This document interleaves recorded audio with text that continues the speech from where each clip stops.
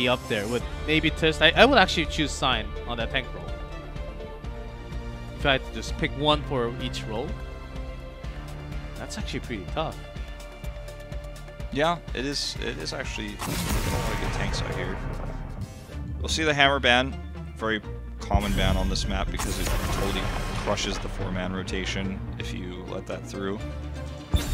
Genji, self-explanatory, and here's where it gets interesting, because if you want here, and I'm actually a little bit shocked that nobody is doing it right now, I think you can actually ban Deckard Cain here.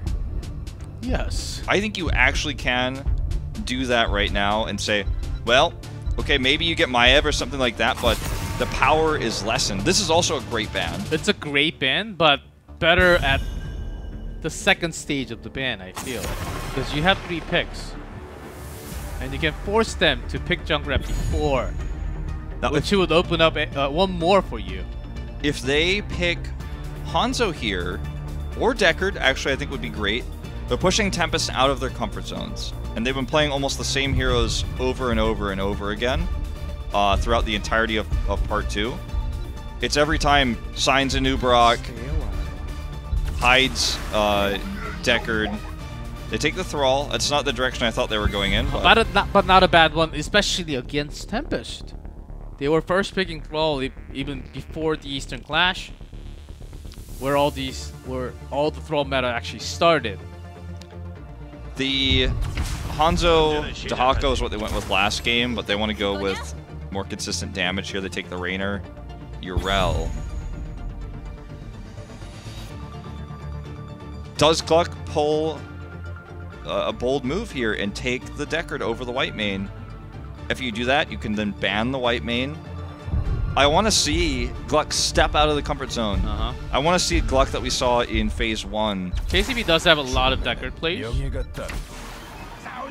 Just removing the support and focusing on the tanks. And even the Hanzo, which I don't think was going to be banned or even taken away. Or Muradin was, I think, the same. I think when we just look at their drafting all the time, see, this happens all the time because it was not taken, and their priority is so different than the other teams. And now you can't ban white main because they go into a losing step every single time. They step forward, but you're walking towards the trap. It's like you took 1 step forward but 2 steps backward. Okay, you ban white main, but now they're going to pick Karazim, and are you going to play Muradin against that? Maybe Rehgar on this map? I don't know, like, man. KCB does like Rehgar. You've limited yourself with this white main ban more than you have limited Tempest, because guess what? They get first choice on supports right now. You have actually choked yourself with this white main ban. Proxy. What? Okay, so what's it gonna be now? Malfurion? Rehgar or Stukov. Stukov did get a minor buff on this patch. A little bit more HP to begin with. Which I actually like a lot. But there are like super top tier supports right now. I want to even further mention also that the Karazim works better with a new Brock, and we knew it was going to be new Brock. Anyone would have known that in the whole world. So I'm a little puzzled. Anna? Yes, remove healing, but you're against Karazim. Who are you nano boosting? Martel. Yes, it did work. That's long.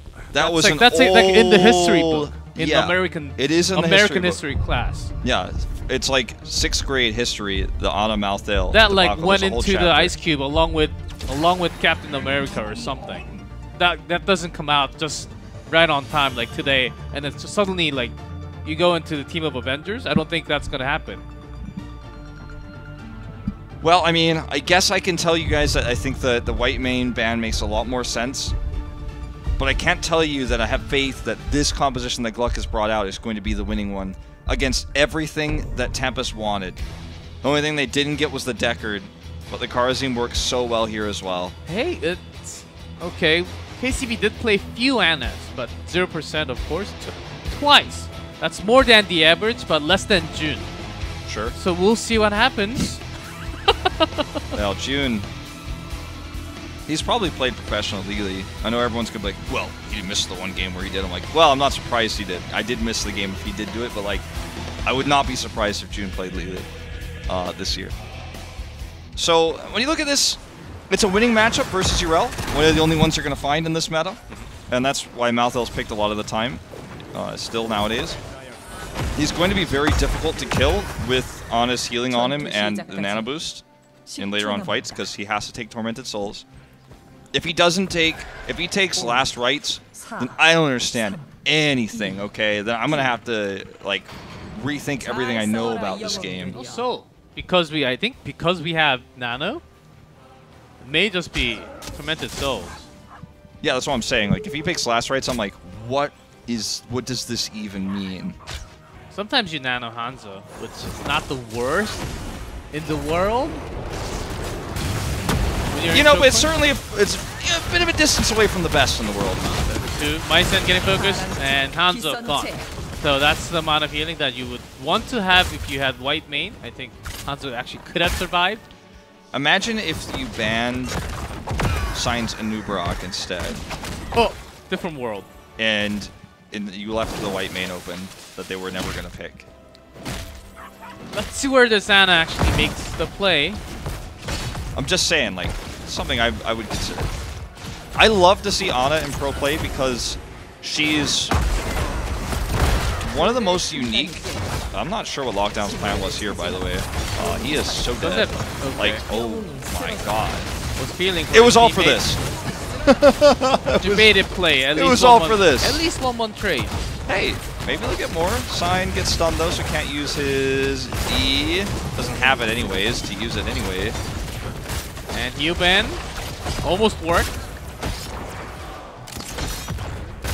Okay, the Wait sleep for here. It. There's the stun. 1, 2, 1, 0, -1.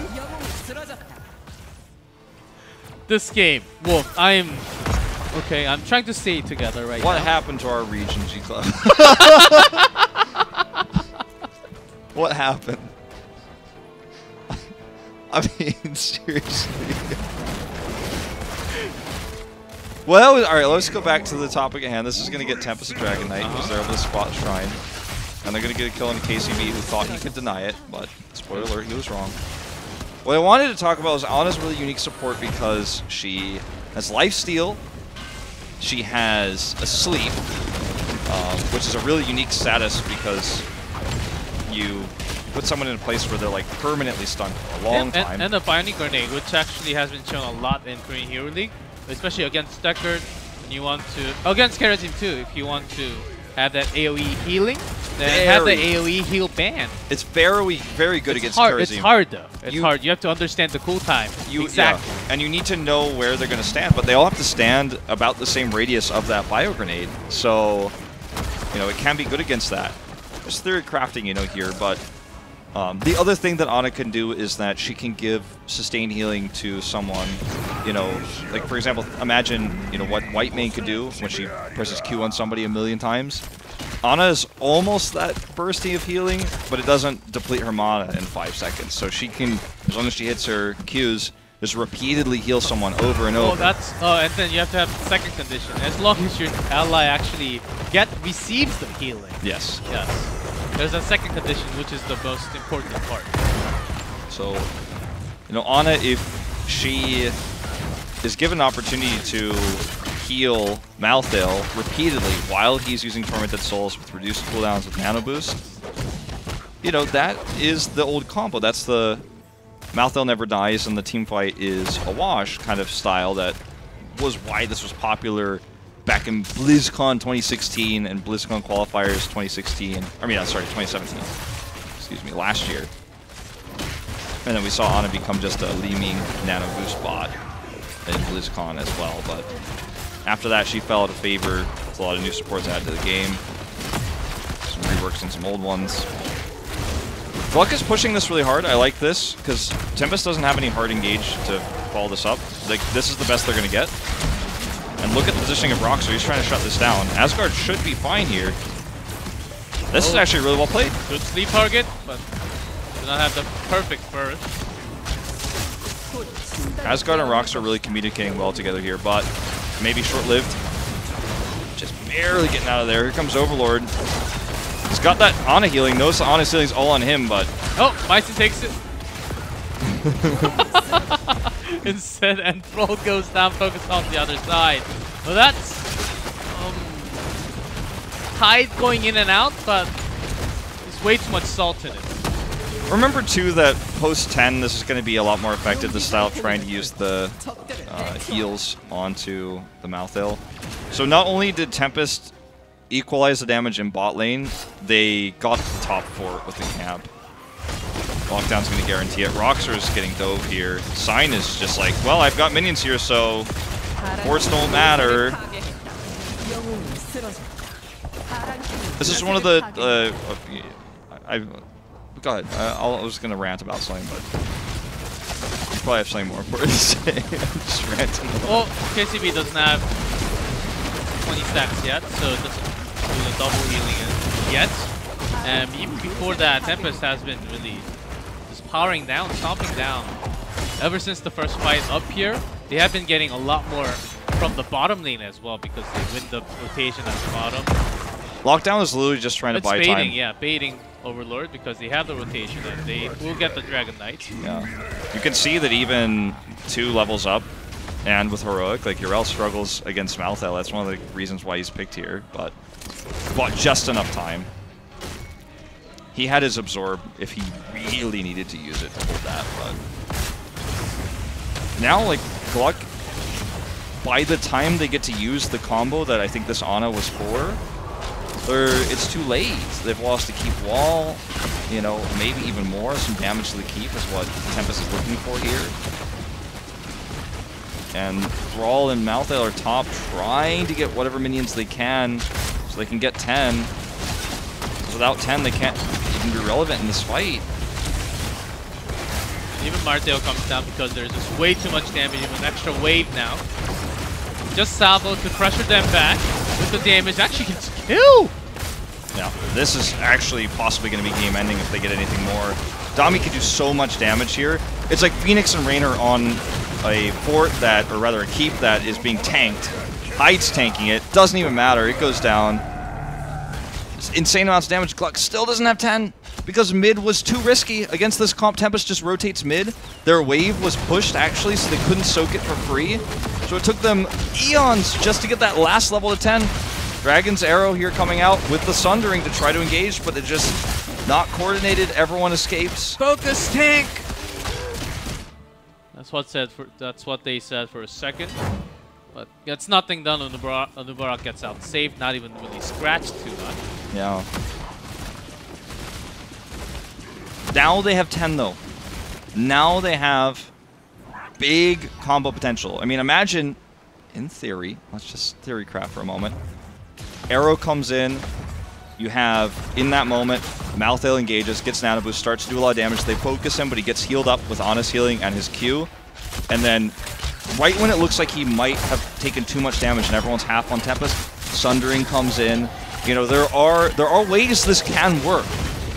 We're talking about GLuck versus Tempest here. And we just saw, you know, an attempted shutdown of an invade by GLuck where they had their heroics. And it went poorly. The coordination is going to have to be better if this once-in-a-lifetime comp that's so based around coordination is going to work out for them. I mean, there's not much else to say about this. They are so far behind. It's going to be that, you know, the Eminem you were talking about earlier, the one shot, one opportunity. Yeah, maybe catching Lockdown. I think that may actually be the best chance. Still on the Yrel. And with the Ardent Defender. And when they have a fourth down on the top, it makes it hard for them to retreat back. It's such a long path going back to the keep, actually. Yeah, that camp is still pushing bot as well somehow. I'm guessing it's about to die, yeah. I was going to say, they wouldn't have left that alive. Banshee here in such a good spot, gives vision. Well, they had the minions there too, but it's look at how he keeps the Banshee. Just always poking. Never lets it come fully back to tether. He always puts it forward because it also interrupts skill shots, etc. Okay, it does get blown up, but Asgard will as well. And this may just be the last fight of the game. Overlord's coming for the flank. Where's that nano boost? Oh, he's cocooned. Can't eat that one. KCB's trying best to knock him out of the cocoon. It's just not going to happen. GLuck rocks are blown up here. The death god dies. He gets the 7-sided over the finishing blow. He lived for so long. But that's the end of this story. Game 3 is what GLuck is thinking about now, is Ana did not work. I would love to know what our overall win rate is in Korea. I would say maybe Gen G, aka KSV, last year got 1 win with her, but otherwise, like, maybe she's like 0-3 or 0-4 for 2018. Looking it up. Ana phase 2. If they lose this one, 25% 1 out of 4. Okay. 2018. I'm guessing it's lower than that. Yeah. They tried it, man. It was creative, but they just fell too far behind. The comp comes online at 10, but by the time they had 10, the map belonged to Tempest. It was Tempest's graffiti all over the map. Yeah, few, but the level gap is way too big that the damage is actually not going in, because they need to focus on one and one only. When Tempest can just push, because they have Raynor, and Raynor would love to push along with the damage. Overlord trying to turn that tide along with himself, but he gets blowed I mean, look at the scaling difference. Like, you could see it in the salvo. Like, they just have smaller hit point bars than they're supposed to at 11 minutes into this game. You know, after the arrow and the thunder, when that is multiple, barely gets 10% HP out. And that's the level scaling that we have. 4 levels apart. I mean, this is probably, I could probably count on less than 2 hands the amount of games I've cast on Dragonshire that ended 11 minutes. I was like 11:03 or something like that. Usually goes at least mid-late game on this map. It may be fun sometimes. I mean, you can see mixed emotions here on the team. It may be fun sometimes to ponder what a comp could be. 11:07 is the game time. What it could do, and to rethink old strategies. We saw it yesterday with the Hammer, Li Ming, etc. Sometimes reliving the past, going back to 2015, 2016, in this case, late 2017, is creative, and it can be jarring to enemy teams, and they might be caught off guard by it. But I think what GLuck needed to do here first, before today, and leading up to today's match, preparing strategies, is to actually work on the fundamentals of what makes a coordinated team able to pull these things off. Because the teams that did win with Malthael Ana, the teams that did win with Ana Li Ming in the past, practiced it probably more than 5 times as much as GLuck did preparing for this, because it's just not the meta today. And Tempest walks in with a meta comp. They banned the white main instead of banning the Signs of Nubrock, which is his most played hero. Or they banned Deckard themselves. And so lots of mistakes, lots of big and small mistakes in-game. Big drafting mistakes for sure. That was 100%, because they were putting themselves down in the worst of a point against a stronger team. So it's actually crazy what they actually drafted into in Dragonshire game. Yeah.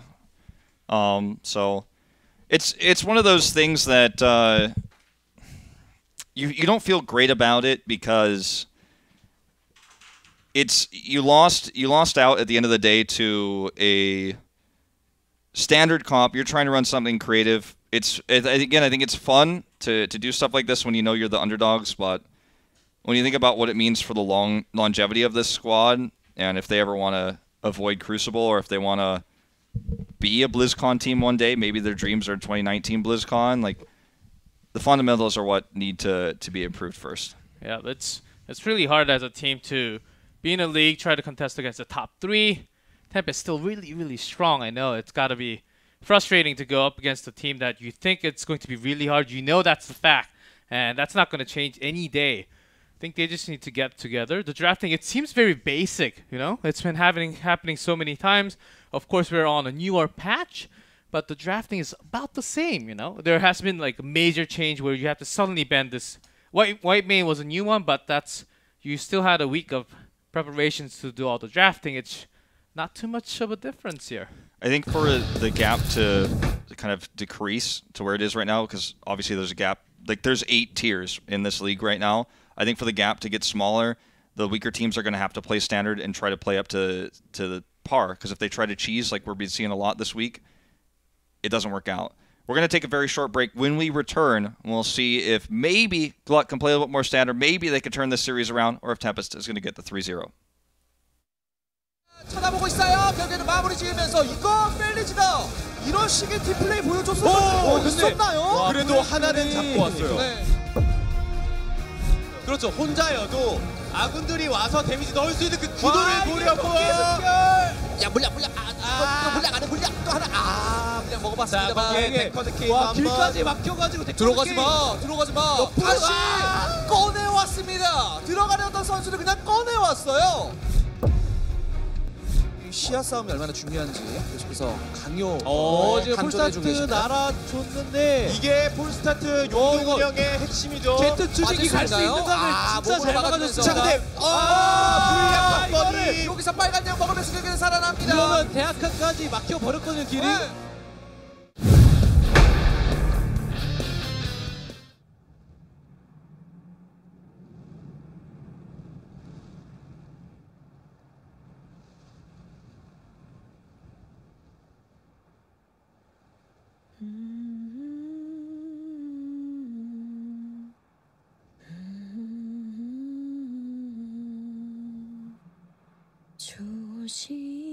조심하오 바다에 따를 마지막 그 외침 이 한마디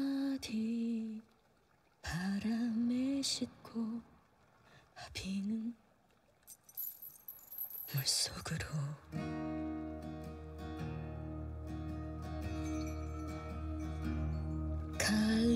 갈림도와 테라모어 해안 뱃사람의 무덤 제동마저 쓰러졌다네 따라이 떠난 탓에 어이하여 바다의 딸이여 어이 잊었나 고향의 바다 항상 우리나라의 자랑 어이 나였나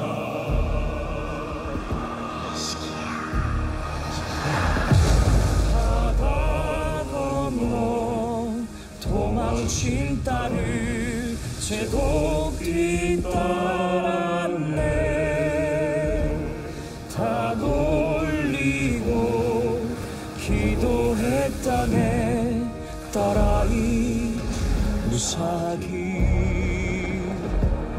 먼 바닷길 길을 맞은 건 야만의 파도 온몸으로 맞섰지만 그 딸 외면했네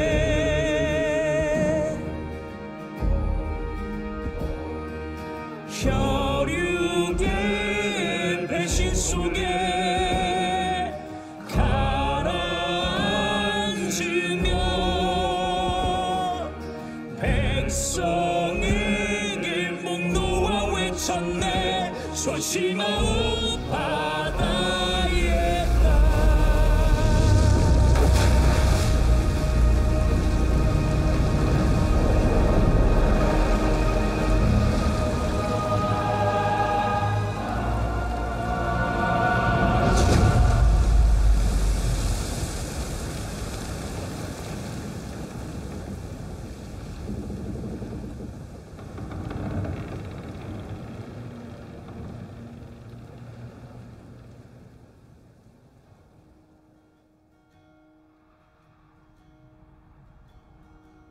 이젠 알겠어요. 아버지.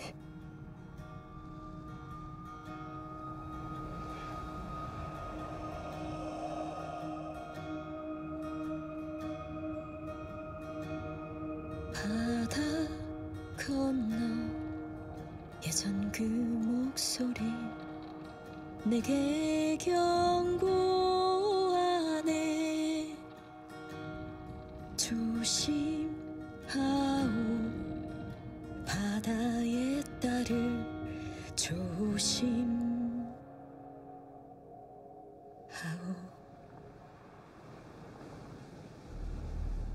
나를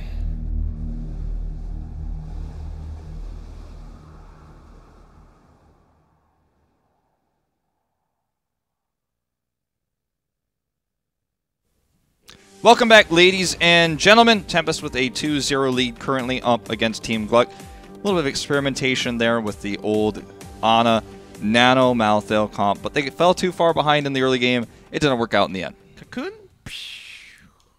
Everything off fire. And Sign had that all in play. So, going down to the basics of the draft, that's number one, what Gluck has to do. Yeah. Game number two.